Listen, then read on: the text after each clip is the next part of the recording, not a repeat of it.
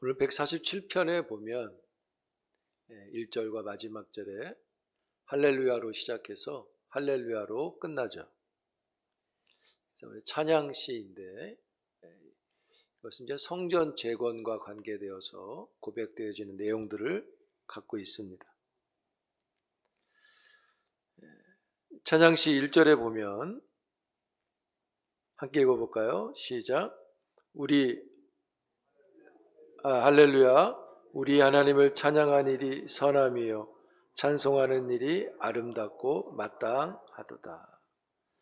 시인이 감격하면서 하는 말입니다.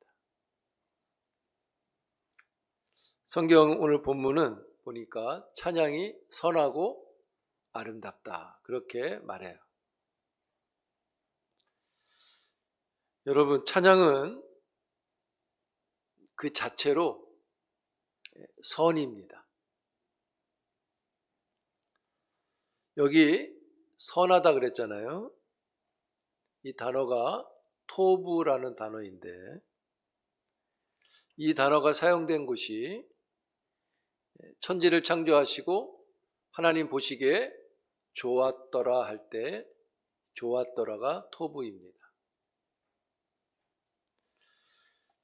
그래서 여러분, 찬양은 선하다, 찬양은 토부다 이런 말이니까 찬양은 좋은 거다 이런 말이죠. 그래서 찬양은 좋은 겁니다. 이 좋은 것들이 여러분들에게 많아지기를 축복합니다. 그래서 찬양하는 사람은 좋은 사람인 겁니다. 찬양하는 사람은 보시기에 좋은 사람인 거예요. 찬양은 선이라고 그랬습니다. 그래서 찬양하는 사람은 선한 일을 행하는 것입니다. 맥주절에 하나님을 찬양하는 일이 우리에게 선이 되기를 축복합니다. 또 성경은 아름답다 그랬어요. 그래서 여러분, 찬양하는 사람은 아름답다 이렇게 말할 수 있겠죠. 찬양이 아름답다. 여러분, 사람들이 찬양을 아름답게 하는 게 아닌 거예요. 사람들이 찬양을 아름답게 만드는 게 아니라 찬양이 찬양하는 사람들을 아름답게 만드는 것입니다. 왜 그래요? 찬양이 아름답다. 찬양 자체가 아름답기 때문이에요. 그래서 그 아름다운 찬양이 있는 사람이 아름답게 되는 겁니다. 여기 아름답다라는 이 단어가 나임이란 단어인데 이게 사랑스럽다, 즐겁다, 유쾌하다 이런 의미를 다 갖고 있어요. 그래서 이 나임이라는 것이 사랑스러움을 갖고 아주 그 감미로운 소리가 되어질 때 그것이 아름다운 찬양이 되어지는 것입니다. 찬양하는 사람은 그래서 사랑스러움이 있는 거예요. 찬양하는 사람은 아름다운 거예요. 여러분들이 이런 사랑스러움이 이 맥주절에 충만히 채워지기를, 경험되기를 축복해요. 여기 찬양이 마땅하다 그랬잖아요.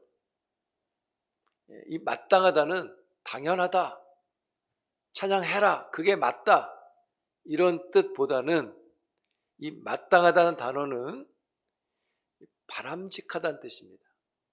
아주 적합하다 이런 뜻이에요. 그래서 찬양은 아주 바람직한 것입니다. 여러분들이 많이 하셔도 크게 문제될 게 없어요. 되게 바람직한 거예요. 되게 적합한 거예요. 그래서 찬양하는 사람은요, 아주 바람직한 사람이에요. 여러분들이 이 바람직한 사람들이 되어지기를 축복합니다. 찬양이 선하고 아름답고 마땅하다 했는데 시인은 이젠 그 찬양하는 이유를 설명해 줘요. 그 아름답고 선한 것들을 왜 찬양하는지를 설명하는데 본문 2절과 3절입니다. 같이 읽겠습니다. 시작. 여호와께서 예루살렘을 세우시며 이스라엘의 흩어진 자를 모으시고 상심한 자를 고치시고 상처를 싸매시다. 아멘. 이번에는 이스라엘 백성들이 바벨론 포로에서 돌아왔을 때 성전을 지으려고 하잖아요. 또 좋은 기회를 얻었잖아요. 여러 재료들을 줘서 왔잖아요. 가지고 부풀어서 시작하는데 그때 산발락과 도비아라는 사람이 또 겟셈이라고 하는 사람이 되게 방해를 많이 하죠. 거짓된 소문을 퍼뜨리고 왕의 인장도 없는 문서를 만들어서 막 돌리고 심지어는 거짓 선지자까지 세워서 방해를 합니다. 그래서 유대 백성들은 한 손은 일을 하고 한 손은 병기를 잡고 성전을 세우고 성벽을 세우게 되죠. 성경에 보면 옷도 벗지 못했다 그럽니다. 물을 기르러 갈 때도 무기를 갖고 갔답니다. 그들의 마음이 얼마나 상심했겠어요. 오늘 본문에도 상심된 마음이라는 게 나오죠.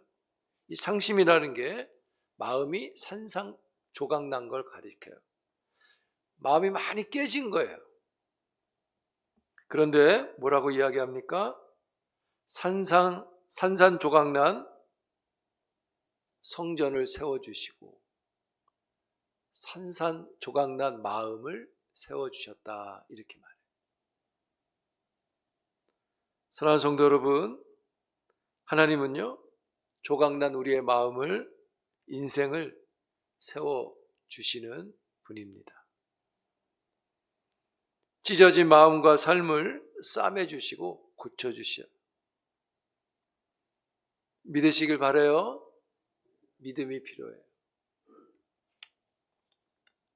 그래서 우리가 하나님을 목적으로 삼고 살아갈 때 깨진 우리의 마음과 삶이, 깨진 삶의 조각들이 하나씩 하나씩 맞추어져 세워져 가게 되는 것입니다.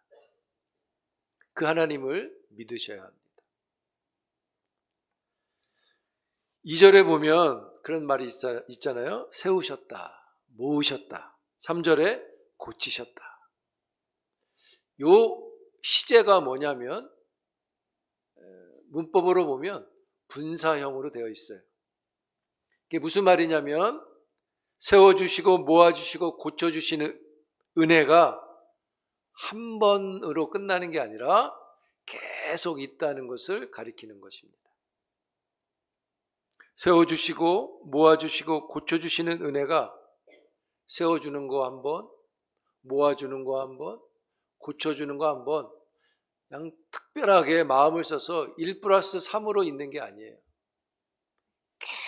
계속 있는 거예요. 사랑하는 성도 여러분, 그러니까 너무 걱정하지 말아요 라는 노래가 있죠. 너무 걱정하지 마세요. 왜요? 계속 하나님이 모으시고 하나님이 고치시고 세워주고 계시기 때문인 거예요.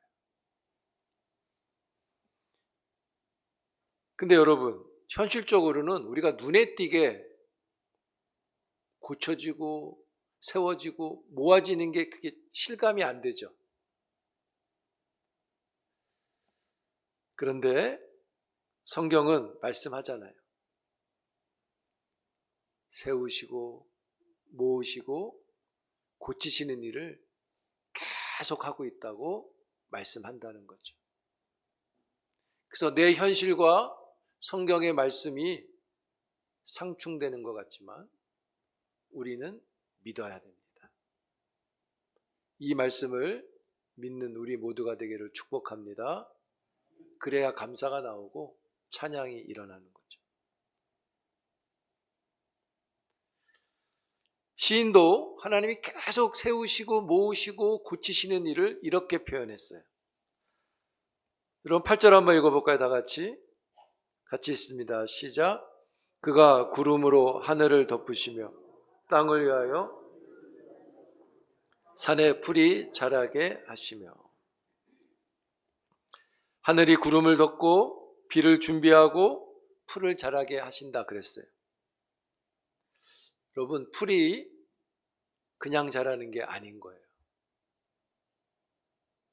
하나님이 이것 저것 준비하셔서 풀이 자란다고 성경이 말해요.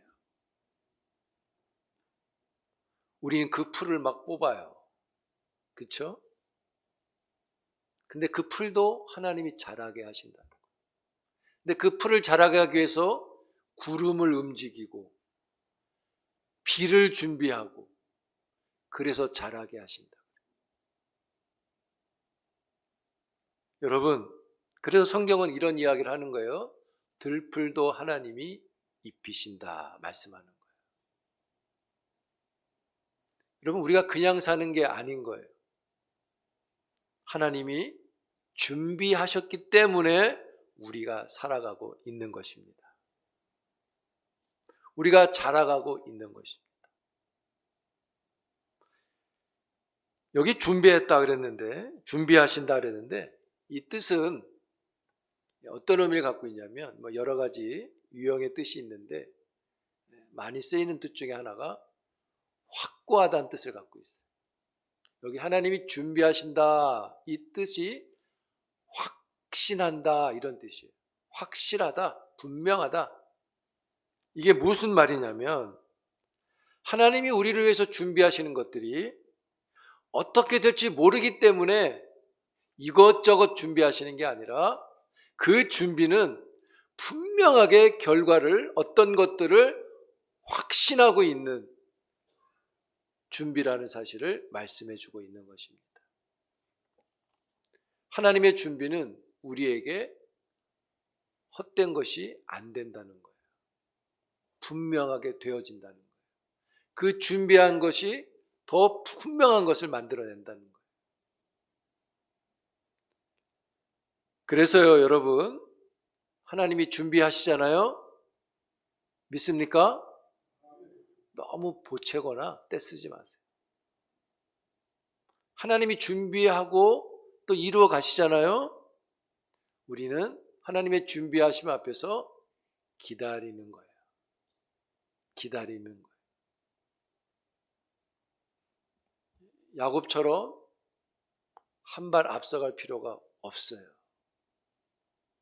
그 장자권을 가져오려고 머리를 쓸 필요가 없어요. 기다리는 거예요. 왜요? 하나님이 다 준비하신단 말이죠. 그거를 모르면 한 발 앞서 가는 거예요. 그리고 그 한 발 앞선 게 찬양이 되지 못하는 거예요. 사랑하는 성도 여러분, 여러분의 상반기는 좀 어떠셨어요? 살림살이 좋아지셨어요? 응? 상반기 좀 어떠셨어요? 영성의 충만함은 많이 경험하셨나요? 이제 하반기 또 시작하잖아요. 걱정하지 말아요 입니다. 왜요? 하나님이 준비하고 계시잖아요. 구름을 움직이시고 비를 준비하고 풀을 자라게 하시는 하나님이 계시기 때문이에요. 믿으십니까? 믿는 자가 유익인 거예요. 믿으세요.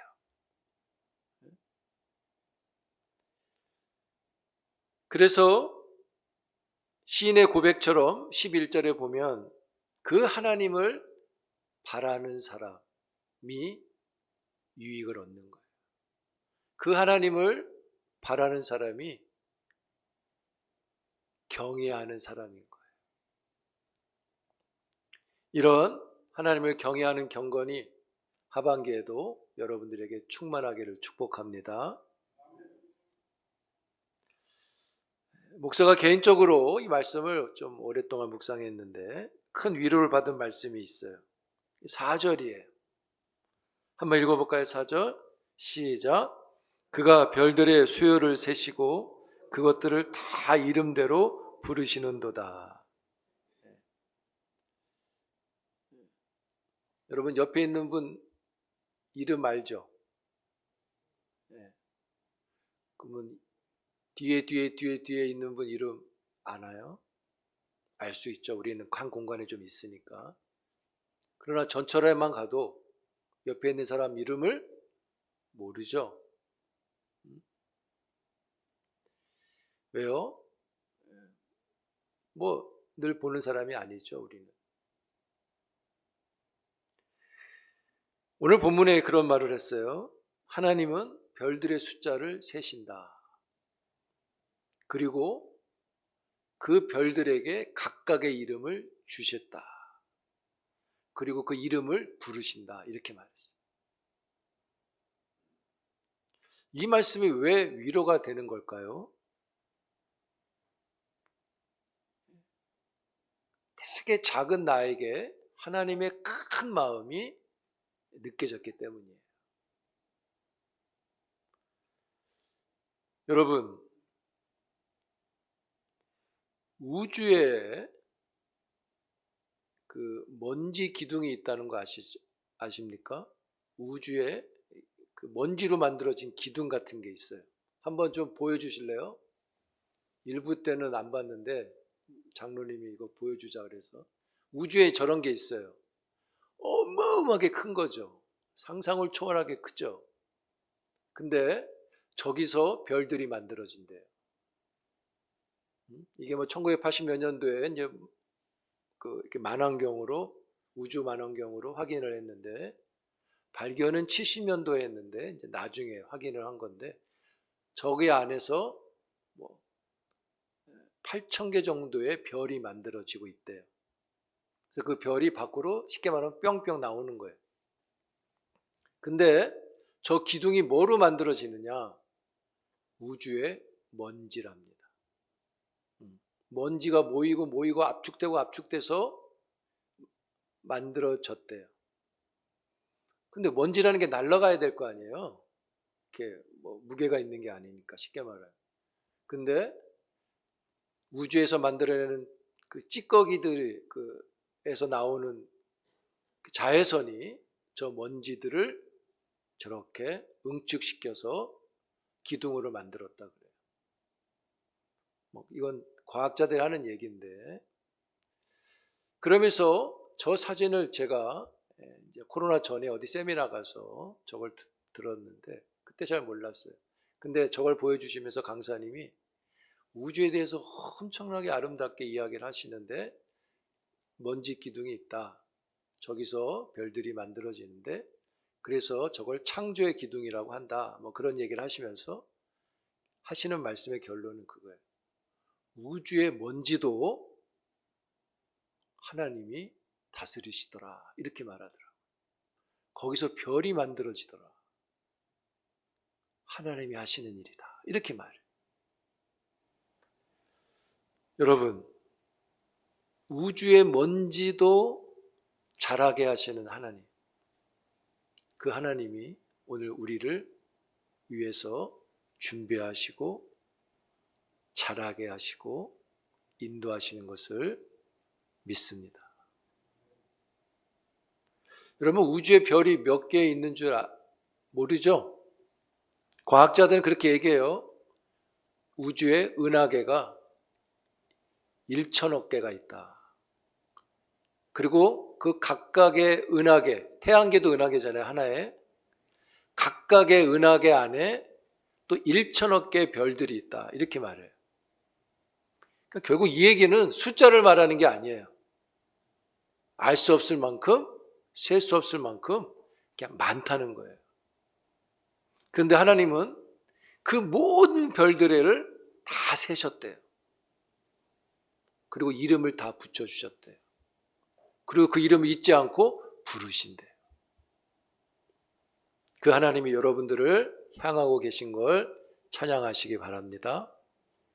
우리가 무엇이 간데 우리 이름을 불러주시나요? 먼지보다 못한 인생이라 그러잖아요. 우리를 하나님이 세고 계셔요. 우리를 헤아리신다는 거예요. 우리를 헤아리시기 때문에 잘 알고 계신 거예요. 그래서 그 헤아리고 잘 알고 있는 우리를 하나님이 부르시는 거예요. 사랑하는 성도 여러분, 그게 은혜인 거죠.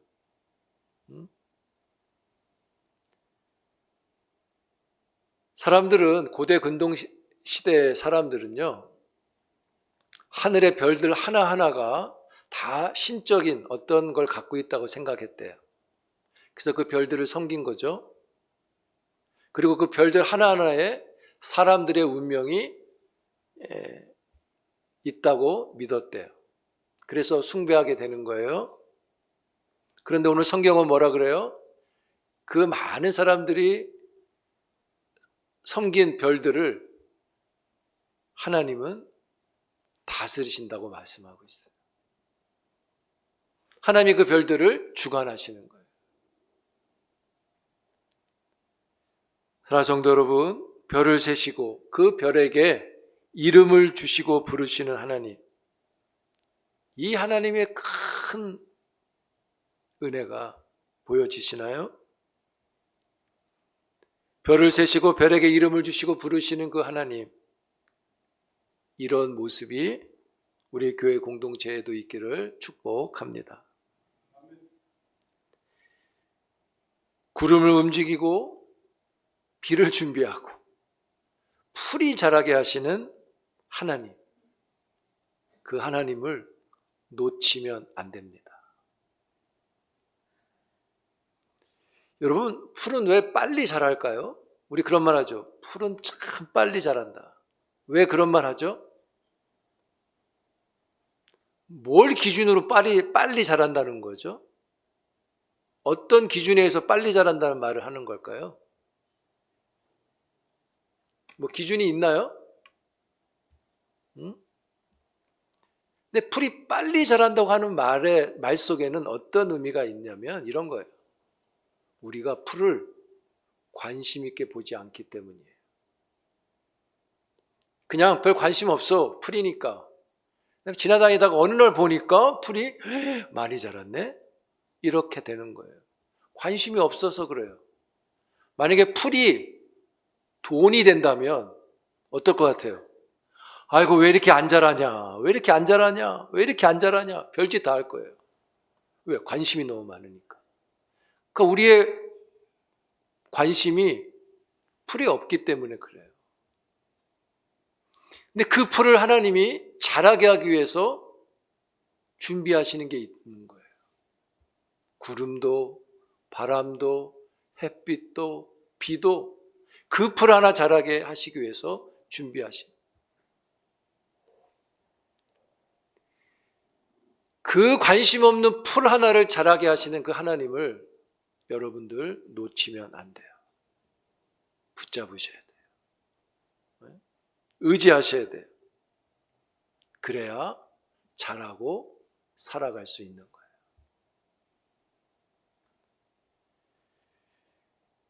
사랑하는 성도 여러분, 그 관심을 오늘 기자는 뭐라 그랬냐면 하나님을 바란다, 이런 표현을 쓰고 있어요.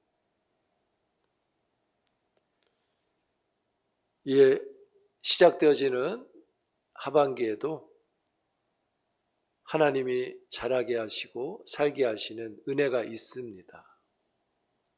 그 하나님을 바라는 믿음의 충만함이 있기를 축복합니다. 여기 하나님을 바라는 사람이 누구예요?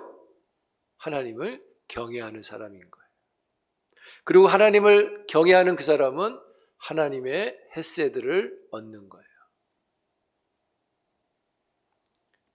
사랑하는 성도 여러분, 맥주 감사절에 나의 조건이 아니라 하나님의 조건으로 찬양이 있고 감사가 있기를 축복합니다.